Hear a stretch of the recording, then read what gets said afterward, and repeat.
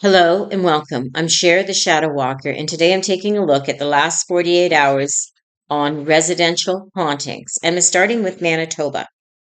And in the Winnipeg Elmwood region, there was a poltergeist activity at 1:15 a.m. on April the 10th. There was two homeowners, and there was simultaneous slamming of all the kitchen cabinets and several floor vibrations. And they reported it to the Paranormal of Winnipeg group. And in the Selkirk area, an auditory slash thermal. At 11:20 on April the 9th, three adults.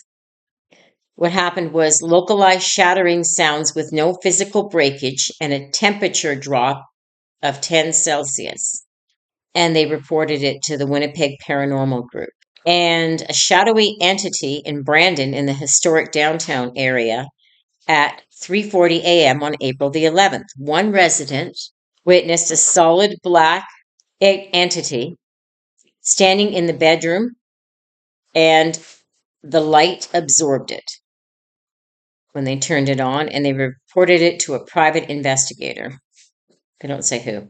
In Saskatchewan, in the last 48 hours, in Saskatoon, in Avenue 1 South, an unidentified entity.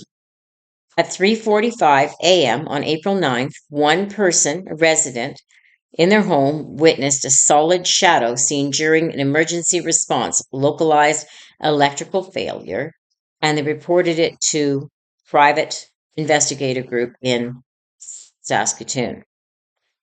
And in Regina, in the Ethanol Street area, a poltergeist. At 10:15 p.m. on April 10th, these are two neighbors, rhythmic pounding from inside a vacant residence, interior lights cycling. And it was reported on the local community board and the security log. One of them was a security guard. And in Moose Jaw, an apparition. And this is in a home. It's at 1:30 a.m. on April the 11th. It was two homeowners. A visual of a male figure in the kitchen left a distinct metallic scent, and they reported it to the Regina Paranormal Intake. In Edmonton, so in Alberta, in the Edmonton area, a shadowy entity at 3:15 a.m. on April the 10th, and this was one person. What happened is they were walking past the nursery, and this home is a 1920 historic residence, and they reported a shadow that was darker than the room, and passing through the closed nursery door it went. The witness noticed the air pressure in the room changed significantly, and their ears popped with that type of sensation. And they reported it to the Alberta Paranormal Investigators Society.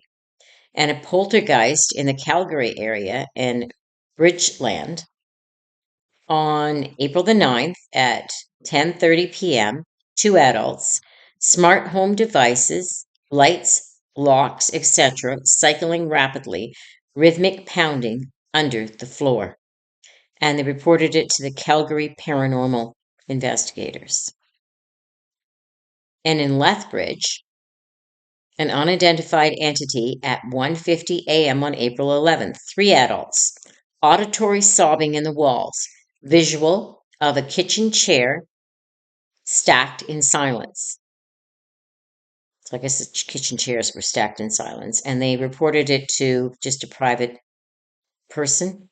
With the stacking of the chairs, they checked there was no seismic tremors, there was no electrical grid failures in the Bridgeland area of Calgary that would account for the mechanical cycling of the floor vibrating as reported on April 9th. In Montana, over the last 48 hours, in the Butte area, an apparition of a child. At 9:15 p.m. on April 10th, two adults witnessed a visual of a small child in their kitchen. Objects moved 3 to 4 inches across the counter at this time, and it just dissipated. And they reported it to the Montana Paranormal Society. And in Missoula, the university area, a shadow entity. At 2:05 a.m. on April 11th, one student, a solid shadow seen moving through the through a bedroom door, extreme static felt all over their bodies, and they reported it to a private intake log. And in Billings Heights, a poltergeist at 11:45 on April the 9th, there were 4 family members. They reported that while they were sitting in the room, they heard rhythmic banging inside the walls. And heavy table, which was the dining room table, shifted while they were using it. And it was reported to the Billings Ghost Research Group. In North Dakota, on April the 10th at 2:05 a.m., a Fargo resident in a rental home near North Dakota State University reported being awoken by heavy presence. They witnessed a shadow standing at the foot of their bed. Simultaneously, their smartphone and the bedside fan lost power despite the rest of the house having electricity. The entity remained for roughly 30 seconds before fading into the floor, and they reported it to the Paranormal Society down there. And on April the 9th at 11:45 p.m., 2 adults, the homeowners reported hearing rhythmic heavy footsteps pacing the hallways above the kitchen. Upon investigating, they found the attic door, which is kept deadbolted, had been unlocked from the inside of the attic, despite no one being upstairs. And this was logged as a physical disturbance, and it was reported to the Paranormal Society. And on April 11th at 3:30 a.m., 1 adult, a single witness, reported hearing a female voice humming a recognizable melody in their master bathroom early this morning. When they entered the room, the bathroom was filled with steam, though no water was running, and a pair of small handprints were found visible on the vanity. And they reported it to the Paranormal Society. In Minnesota, in the last 48 hours, in Duluth, Lakeside, it's auditory and residual. At 11:30 p.m. on April the 9th, 2 adults heard the sounds of heavy furniture being dragged, disembodied voices in the empty basement. When they went down there, there was nothing there, and they reported it to the Northern MN Paranormal. And Minneapolis, the North End, a shadow entity, at 3:05 a.m. on April 10th, one person, they seen a shadow detach from the wall, distinct feeling of static in the air and pressure, and they reported it to the Twin Cities Paranormal. And in Sauk Center Residential, a poltergeist. At 1:20 a.m. on April the 11th, there was 3 people. Unlocked doors found bolted from the inside, kitchen tap running full pressure in an empty room. There was nobody in that room. They just heard it and came in and couldn't figure that out, and they reported it to a private paranormal research group.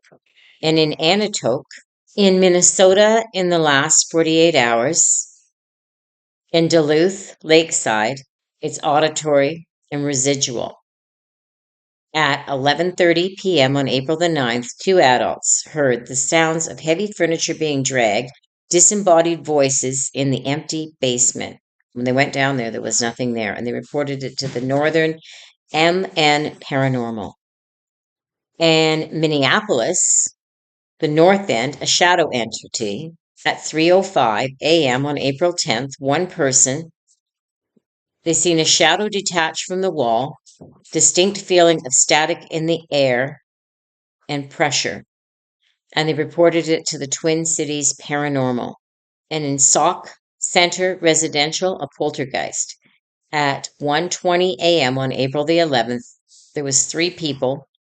Unlocked doors found bolted from the inside, kitchen tap running full pressure in an empty room. There was nobody in that room. They just heard it and came in and couldn't figure that out, and they reported it to a private paranormal research group.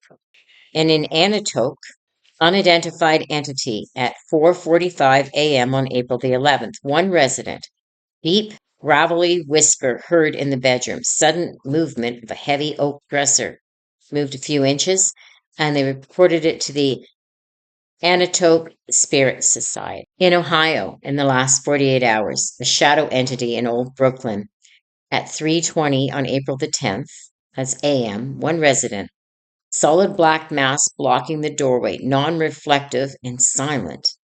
And it stayed for a few seconds, under a minute, and then dissipated. And they reported to a private researcher. Don't say who. In Columbus, in the Clintville area, a poltergeist at 11:10 p.m. on April the 10th, two adults. Heavy ceramic bowl shattered on the counter with no movement and electronic spikes. And they reported it to the Ohio Ghost Hunter Intake. And in Cincinnati, oh, we haven't had one there, over the Rhine Auditory. At 2:45 a.m., April 11th, one resident. The sound of dragging furniture in an empty unit above, scratching on the inside of the walls when investigated. And they reported it to the building management and to security. And that is it. Thank you so much for listening. I greatly appreciate it. I hope you have a wonderful day. And remember to like, share, and subscribe. And if you have a haunting and you need any help with it, my email is there and I'll be happy to help you.